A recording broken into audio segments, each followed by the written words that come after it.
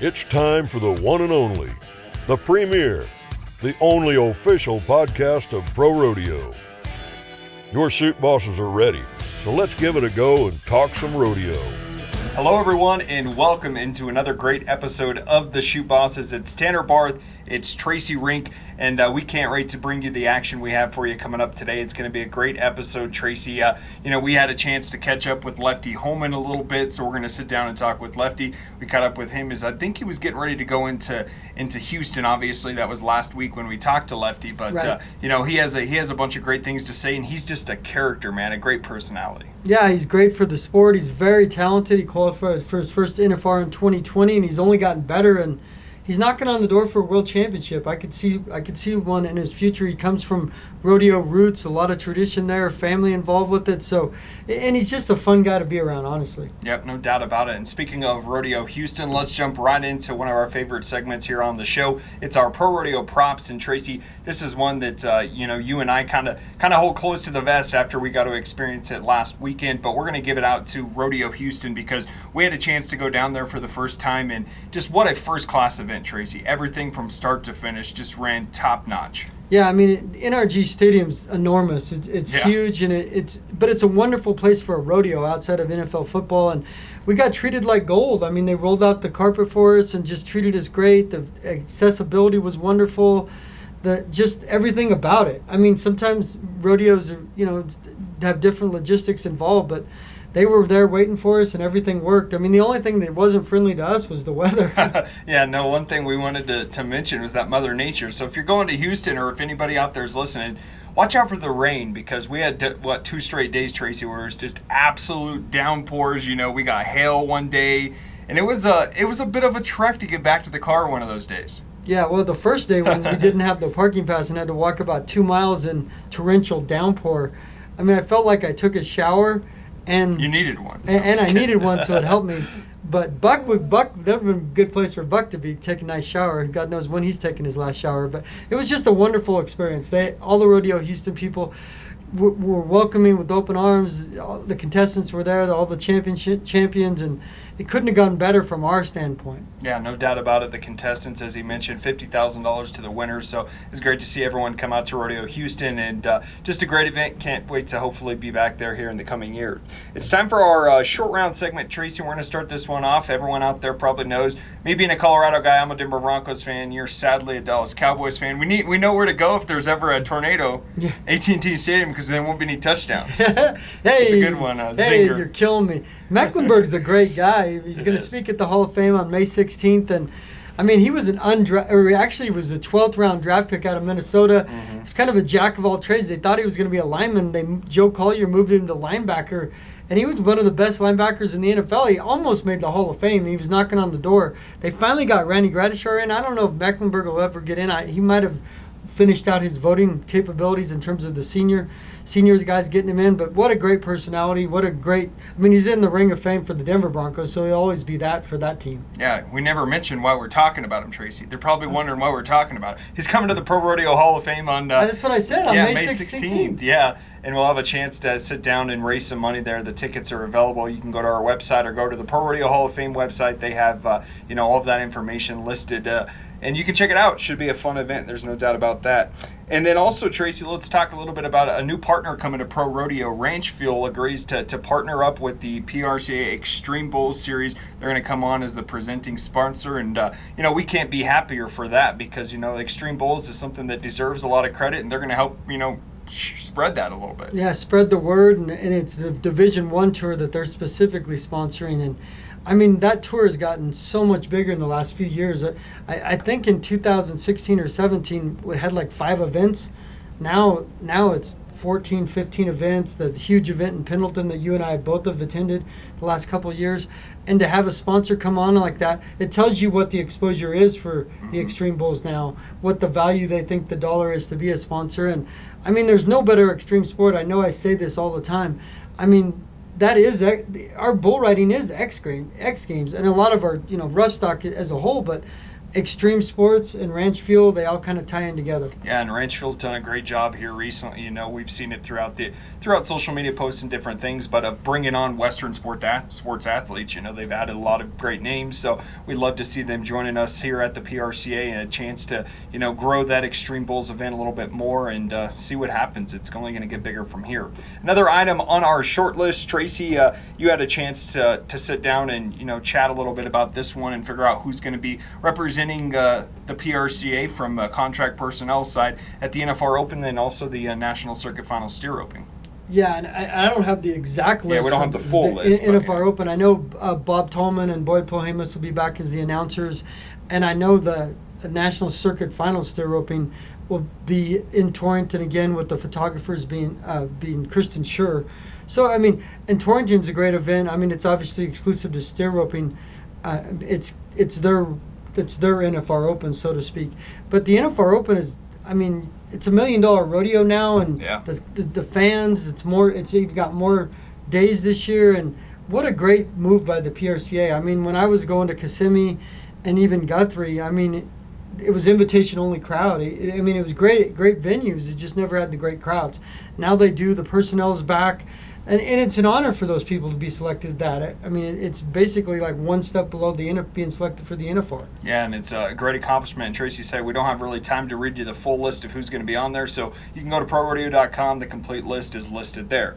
Tracy, it's almost time for a question segment, and this one's going to be a good one. We had a chance to catch up with a four-time NFR qualifier, saddle bronc rider, you know, down in Houston, Wyatt Casper, and, you know, he had some great things to say. He was kind of in a hurry. We kind of caught him in between trying to get ready for a ride in Houston and chatting with us, but it was awesome to sit down with him. Yeah, and Wyatt, if you read on ProRodeo.com and in the most reads in digital and the print, he escaped those fires recently that happened in Texas as well. And Wyatt, what changed Wyatt's life is he won the American a few years back, and he won, I want to say he won $500,000. I don't think he won the $1 million, but it allowed him to rodeo like he wanted to rodeo.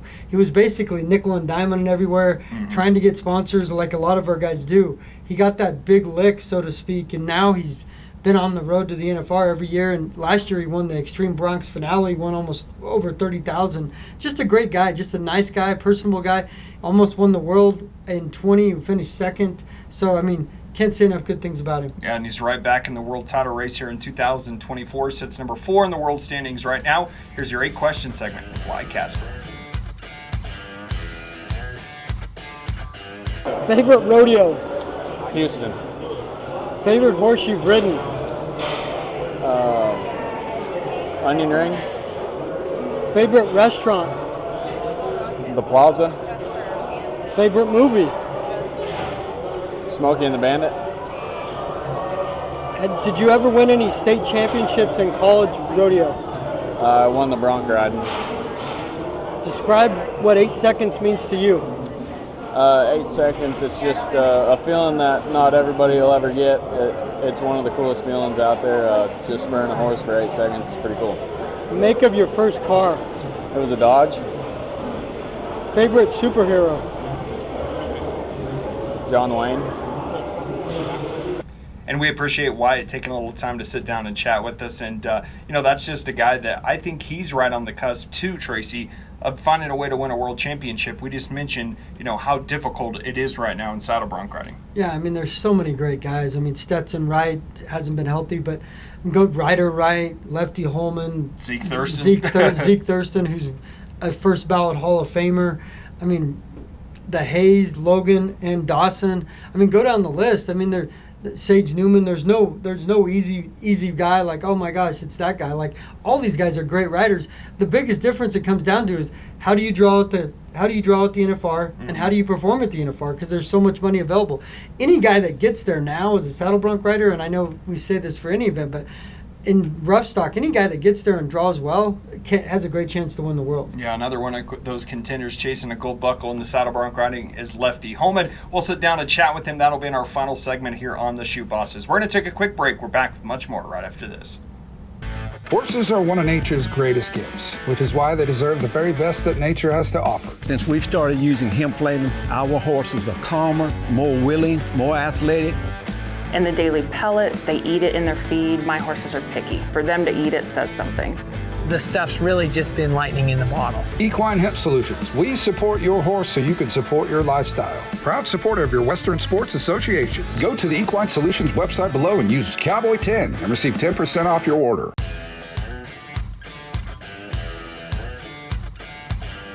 Welcome back into the Chute Bosses podcast. Lefty Holman's going to be coming your way here in about 10 minutes. We'll sit down and chat with him, and he has a chance to win a gold buckle here in 2024. We'll ask him about that and just talk a little bit about his upbringing and different things like that. But as we always do, Tracy, we're going to kick off segment number 2 with our ProRodeo Hall of Fame Spotlight, and this one goes to a rodeo notable. You know, we mentioned that there's so many different people in this ProRodeo Hall of Fame, not people only, stock, stock contractors, there's, rodeo committees. It really is a conglomerate of everything that makes rodeo go, on a day-to-day basis. Yeah, I mean, and it's the ultimate honor. I mean, that's why people are so emotional. It's the Pro Rodeo Hall of Fame. It's just like the Pro Football Hall of Fame. I mean, if you're in those halls, which are downstairs for us here at the headquarters, I mean, it means you've accomplished the ultimate goal. Yep, there's no doubt about that. And our ProRodeo Hall of Fame Spotlight this time shines bright on 1991 Rodeo Notable inductee Buster Ivory. He got a start actually as a cowboy, Tracy. Did a little bit of the rough stock events here and there, but had some serious injuries, and then kind of turned his focus to the other side of things and went into management and administration, getting pro rodeo to really where it is today. Yeah, I mean, and those type of pioneers and innovators, if you don't have those type of people, your sport never grows like can't you get want. Off the ground. It doesn't grow like you ever wanted it to grow. And guys like him, I mean, you say pioneer, but there has to be that person to push the envelope forward, and he was one of them for sure. He served as the secretary and the treasurer from 1953 to 1956. And then how about this, Tracy? He holds the record right now. He was the livestock superintendent at the NFR for 26 straight years in a row. That's unbelievable. It just shows that the longevity of people in the sport of rodeo. Right, and I mean, those guys get really good at what they do, so it becomes like a template, but they're obviously great at what they do, and they understand exactly how it works. And if you're going to run a business operation at the NFR, you want guys to know exactly what to do, and he did. I mean, he proved it for decades. Yeah, and so it's time for our Did You Know segment now, Tracy. I'm just going to put you on the spot. What was the PRCA record for a bareback riding ride before the two most recent? Do you have any idea? 91. You didn't read the script, did you? No, I read the script, but then I don't want to give the answer. 93, Joe Alexander at the Cheyenne Frontier Days was in 1974. Yeah, 1974, and then that was the record for 28 straight years, and that eventually led into Wes Stevenson breaking it at that point, and then most recently it came down to the young guy Rocker Steiner getting it done, Derby, Montana, on Virgil, 95 points. And, that was just one of those rides. We talk about all three of those rides. The 93 was the record forever. And then we had a ton of 94s. I think there was like 7 or 8 guys that went 94. And then, Rocker ultimately kind of gets that perfect setup and finds a way to break the world record on Virgil. Yeah, 95 is, 95 is next level. I mean, anytime anybody gets a 90, people, turns heads. And I'm watching that ride. I remember writing about the event itself when it happened. And, the excitement, talking to Rocker and Sid, his, dad, a former still wrestling world champion. I just can't imagine what that feels like. Just the adrenaline rush. Those guys know when they have good rides. But then you also know, it's like when you hit a grand slam or you hit a home run. You know when it's like, oh my gosh, I just did something. That's a big moment. Yeah, a big moment. So, and maybe someone gets a 96. I always say never, because the athletes we have today are getting bigger and better and stronger, and they train more, but 95 is still a push go, and it'd probably be there for a few years, I would guess. Yeah, and you have to mention, you talk about the riders getting bigger and stronger. Look at the animals on the other side, they go into that as well. Obviously, half the score to the rider, half the score to the livestock. So, as these horses continue to progress in the bareback riding, who says that we don't get up to the 96s, 97s, 98s, but it's going to take perfection, because these rodeo judges, they've seen a lot of rides during their time, and, to to go up to a 95 and for them to write down on their scorecard, like, you know, it's going to take some major mojo for them to put a 47 or a 48 next to both the animal and the rider.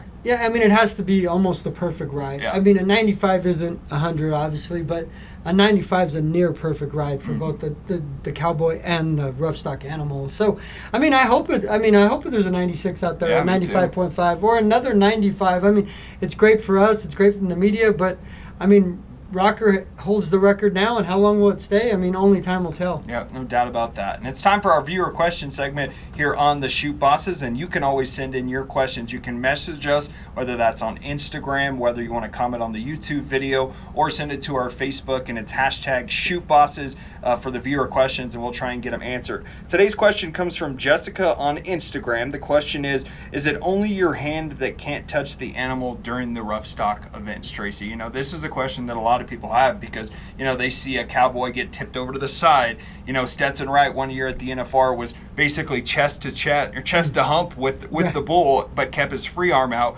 and it ended up being a huge ride. So, you know, when it comes to that, Tracy, it's okay. You know, you can touch him with your chest. I talked to Steve Knowles, Director of Rodeo Administration. He says, heck, you can touch him with your head if you really want. I mean, you probably don't want to try that one out, but unless you're mutton busting. Yeah, unless you're mutton busting. But yeah, it's only the hand that you have to keep up, Tracy. And it can't slap you or the animal. Right, and we see it happen. It's happened to Rocker Steiner recently. I mean, he got thrown around in his freehand touches, and it's you see it all the time. Yeah. Right, just most recently. Yeah. But I mean, it happens at the NFR. Guys get out of position and off balance. I mean, you have to understand. You're like, oh my God, he touched, but like it's a lot harder than it looks. Yeah, you better have especially when you're strong abdomen. At ground level. I mean, things are happening in a hurry.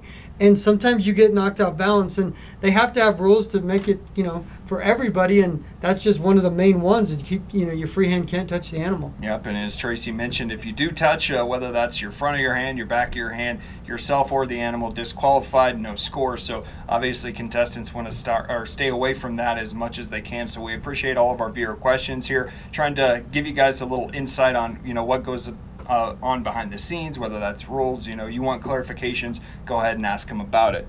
The guy that needs a lot of clarification in his life and hasn't got much of it lately is Buck. You know, Tracy, this last episode, I don't know what he was doing. He was down in the Hall of Fame, disheveled. I think he was asleep maybe in one of the ones. I mean, the guy needs help, but you know, I think he's turning a corner. You know, I think he's about to take that next step in his life. Yeah, I mean, he looks like someone who's been homeschooled and been through the school of hard knocks.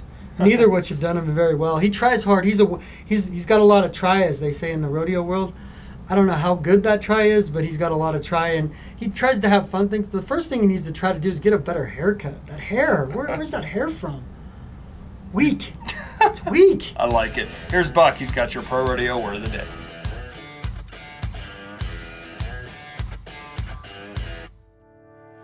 I'm Buck, correspondent for the Chute Bosses. I've got a word of the day, container. I explain container. Container for the Western way of life in the PRCA is ropes have different variations when they get in humidity. So cowboys put them in containers or sealed bags. So they have that one element to try to get them to win rodeos, to make the rope perform at its best.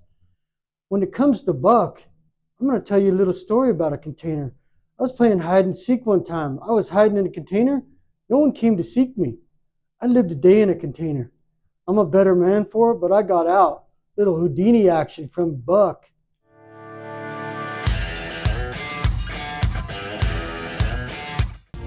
Cowboying is in our blood.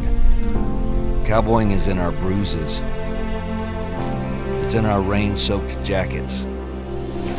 In our calloused hands, tested by barbed wire and rope, our mud-stained boots to the crown of our resist-all hat. You live out west for even the shortest time, and there's one thing you learn. You can't pretend out here. Resist-all. We live it every day.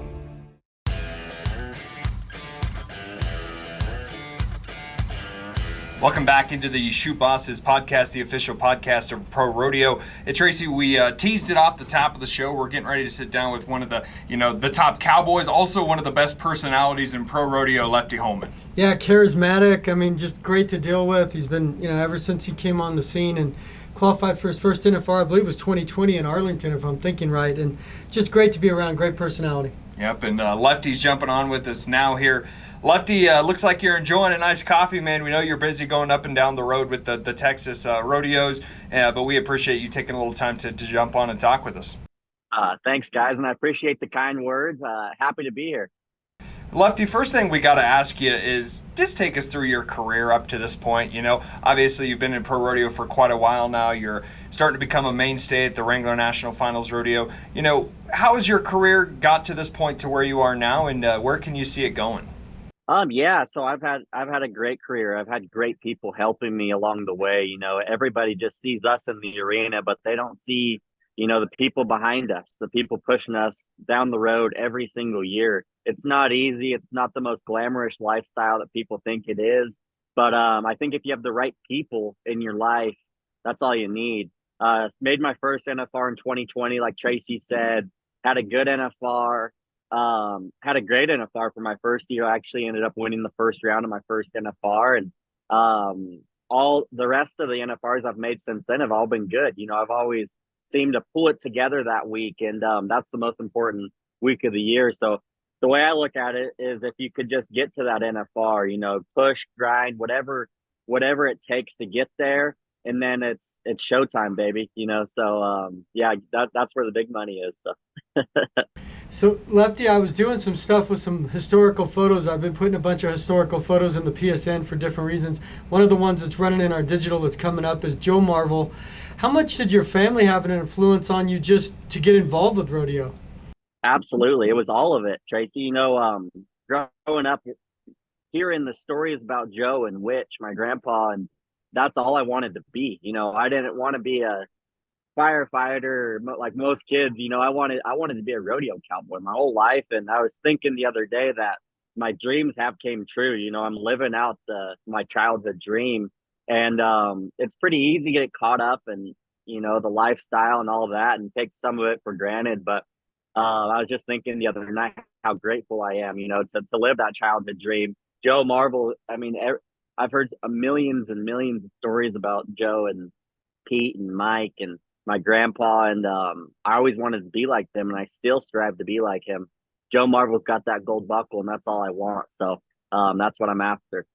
You know, speaking of that gold buckle, the saddle bronc riding, you know, maybe the best we've ever seen it right now. You know, collectively from top to bottom, there's guys in the top 40 that can make the NFR in any given year. Talk a little bit about the style of bronc riders that's in the game right now and how good it really is. Oh, it's a dogfight everywhere we go, guys. Like, I mean, we used to call them duck offs. You know, there's a couple duck off rodeos you could go win 1,200, 1,300, 1,400, and now you got to be 87, 88 anywhere you go. You know, it's not like it's going to be easy anywhere, you know, because you have to draw the right horses nowadays because everybody rides so good and everybody's so consistent, and the horses have evolved so much. The bronc riders have evolved. I mean, there's no such thing as a duck off nowadays, and the guys out here are dogs. And I mean, they want it so bad. All of us want it so bad, but it's so fun to see the camaraderie that this group of guys have. And it's a young group of guys, and it's going to be like this for the next 10 or 20 years. What's it like with your family environment with like Dawson's involved there, Clayton Sellers? You guys have that little California thing going on, and I know Dakota and all you guys. What's that like with you guys being part of this big like rat pack, so to speak? It's interesting. You know, we get together at Christmas or any family holiday, and we kind of start feeding off each other. You know, we all push each other. We all truly do want the best for one another. You know, whenever I'm helping Dawson and if I'm winning the rodeo, I hate to say it, but I want to see him beat me. You know, I want to beat him really bad, but I'm not going to be mad if he does beat me. The love we have for each other is unreal, and the support we have, it's second to none. I'm so lucky to be in this family. Everybody just pushes one another, you know, and there's no negativity. It's always positive. If somebody's in a slump, which there's five of us. Sorry, we got a dirt bike going by. There's five of us, so typically one of us are going to be in a slump at some point in the season or another. We all push each other out of it and just remind remind ourselves who we are and what we can do. Lefty, I got to ask you just here a little bit. What's your best down the road story? You know, if it's something that can be shared, do you got any good traveling partner stories, any good travel stories you can share with our listeners and viewers here? I got a couple, guys. I can't share all of them.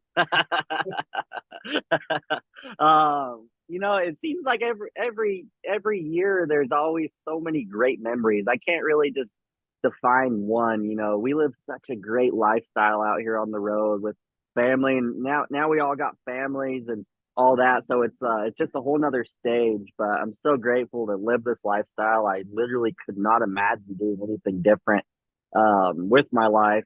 I don't want to do anything else with my life, but yeah, there's a lot of good stories. I can't share them. I'm gonna keep those to myself. Did Clayton Sellers, did he ever tell you why he tossed the keys to the U-Haul guy that was in disguise? Why? He's asking you, Tracy. Yeah. He tossed the keys to the guy, the U-Haul guy. Did he ever tell you that story when they drove off and that guy was like a criminal on the run with that U-Haul? Oh, yep, he's told me that one. Yeah, the guy was freaking just broke out of jail or something. He gave him the keys.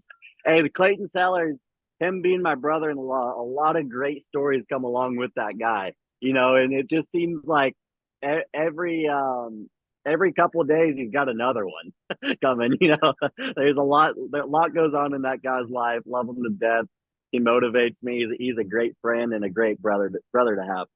Yeah. Let me ask you about your jacket you wore to I think it was the back number ceremony. Was it the Man in the Arena? Yeah. Is that right? Take me through why you chose to go with that jacket, Lefty. That brought a lot of attention. You know, people were like, this is a sweet jacket. And you kind of touched about it on social media a little bit as well. Yeah, I wanted to wear something that meant something to me. You know, I thought long and hard about it.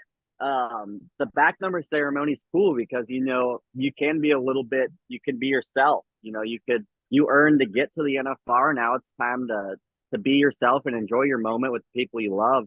And the Man in the Arena just touched base with me just because I thought it didn't only represent me, but it represented everybody going down the road, everybody that made the NFR, because nobody knows what it takes except those other 120 contestants, you know, 130 contestants. And all of us do know what it takes. So I thought it represented greatly. It's the Man in the Arena, you know, not the critic who counts. It's a great quote. My wife actually designed that jacket for me, and it was a trench coat. And yeah, it'll be hanging up for a long time, and I'll never get rid of it. So when you went to Arlington that first time, if I'm thinking, you had the Texas flag coat you were rolling with. So I had in Arlington, yeah, I had the roses, the red velvet with roses, which roses is kind of my symbol look. You know, if you guys see my chaps, they have roses, and that all goes back to my family. You know, my great grandmother was Rosita. Rodeo Quincy is my aunt, so it's all roses, and that's like my family's trademark, if you will. So I will always have roses on my gear. That's kind of my look, and I'm sticking to it. So are you the one that's putting this fashion together, or are you getting some tips out there from some of the family members? Because I'm impressed. Oh, I get plenty of tips, but my family, they're kind of known for their different style, you know, and I fit right in with that. I feel like these days, I kind of got my own deal going on. I don't typically always dress like a cowboy would. You're quote unquote cowboy. I'm a cowboy.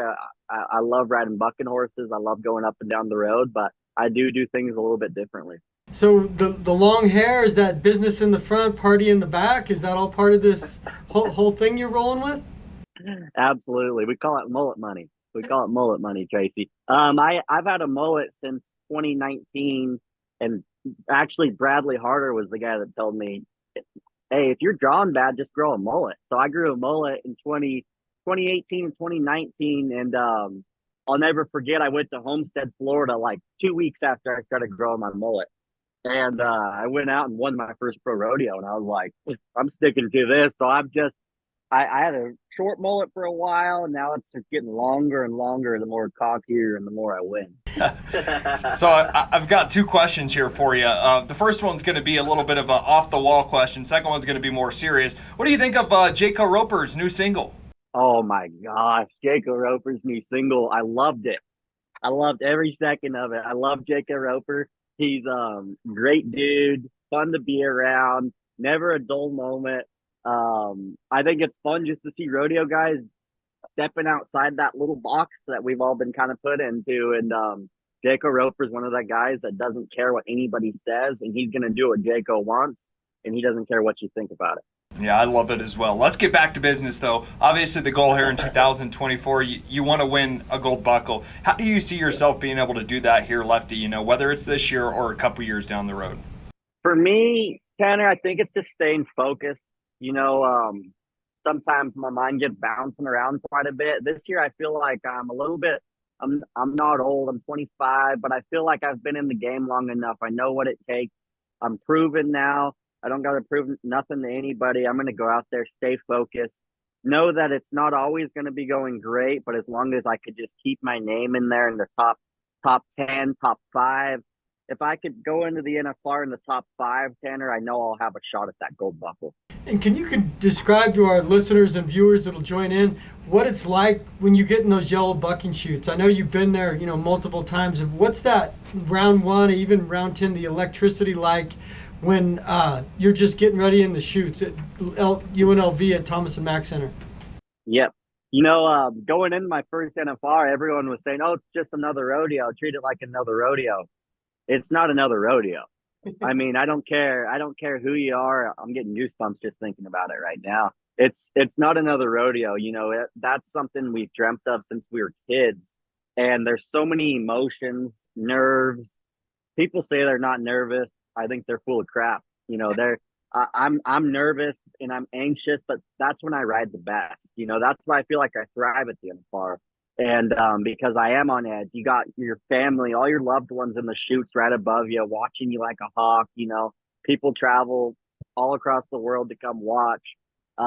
It's the best feeling in the world is what it is, getting in there and being the man in the arena, not caring what anybody else says, thinks about you, and just going out there and doing your job. It's hard to explain, but it truly is. Crawling down in those yellow bucking chutes. I mean, that's why we work. That's why we go up and down the road. That's why we miss our family for months on end. That's when it's worth it. For you, obviously the rodeo is somewhat of a family. You have your family that's involved in rodeo, but also, you meet guys, you create friendships. And I've seen, obviously you and Rocker have become closer and closer over your times in pro rodeo together. Talk a little bit about that friendship and how you guys are kind of motivating each other to push towards that gold buckle. Yeah. Me and Rock, I met him in 2019 when he was just a long-haired kid buying the bucking chutes in Cheyenne, Wyoming. And he was getting on, I didn't even know who he was at the time. He was getting on like a practice bareback or something, like an exhibition type deal. He was only 16 or 14 or 15 at the time. And I said, I was looking for some help, and I just saw this long-haired kid. I said, hey, come help me. So he came over and pulled my saddle down, and I won the round that day. And I went up to him after to thank him, and he said, "Hey, I'm Rocker." And I found him on Instagram that next day. We became buddies right there. And I've always respected how he goes about things, going back to that box that they put us kind of in. He's not afraid to be himself and say whatever he wants. And he's not trying to be somebody else, and that's what I respect the most about him. His family's so good to me. I love the Steiners like family. They treat me like family, and they always have since day one. So I got nothing bad to say about him. I love him to death. He's a great friend, and he's one of those guys that when you have him in your corner, they'll fight for you if they need to. So who's the one guy, we've talked about all the stuff you going out on the road, who's the one guy that's the go-to guy if you're doing karaoke at a bar? Which one of you guys can sing or pretend to sing? I'm going to go with Dawson Hay on this one. He can't sing. He's horrible at singing, actually. He probably doesn't even know the lyrics, but he'll get up on that stage and he'll act like he does. Put on a show for the fans, huh? But I mean, all the guys, there's not really any of them that aren't fun havers. Everybody's a fun haver, and everybody's enjoying their life out here on the road, and we keep a real tight community of guys. We all want to beat each other really bad, Sometimes there might be some drama and some stuff, but at the end of the day, we all care for each other and we want the best for one another. Well, Lefty, man, we can't thank you enough. I know Tracy and I have always loved sitting down, chatting with you, talking about this, and I'm sure our viewers are going to love to hear from you, man. Thanks for having me, guys. You guys are looking good in the matching t-shirts. Yeah, I saw you comment last week. You like them, don't you? I like them. You guys look sharp. Yeah. Thanks, Lefty. Yeah, thanks, Lefty. Tracy, Lefty Holman, just such a great personality, and he's getting closer and closer to winning that first gold buckle. Yeah, a few things fall into place, and he's there. I mean, he's had great NFRs. That's the first hurdle. A lot of guys have great regular seasons, and they can't flip the switch at the NFR. He's done it at the NFR. And he's mentioned, can you get there in the top 5? Because if you get there in the top 5, once you start winning right away at the NFR, then you're like 1 and 2, and then it's a dogfight the last few rounds. So yeah, he's as close as any. I mean, his biggest obstacle would just be how tough the saddle bronc riding is in the PRCA right now. I mean, the whole time I've been here, it's over a decade, I've never seen it this tough for 15 guys at the NFR. I know that's kind of cliche, but there's so many guys that could win the world on any day right now in saddle bronc riding. Yep, can't wait to see how the top 15 shakes out, and we'll make sure we follow all that action for you, as well as finish up the Texas run and give you an idea of what things look like headed into the summer. That's going to do it for another episode of the Chute Bosses. Until then, keep on rodeoing.